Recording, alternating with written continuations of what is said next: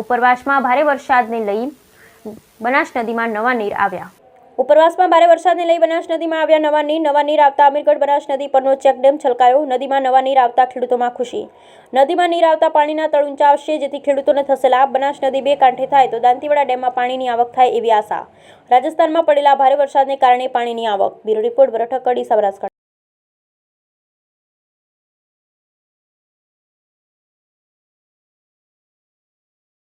કેટલી ખુશી જોવા મળે છે? નદી આવે પણ क्या मतलब ઓછી આવી ચાલે. રાજસ્થાનમાં વરસાદ પડ્યો કોઈ અંબાજી છે આબરોડ બાજુ, એનાથી વરસાદ પડ્યો પણ क्या मतलब આટલા વરસાદથી ખેડૂતને કોઈ ભલું થવા જ નથી.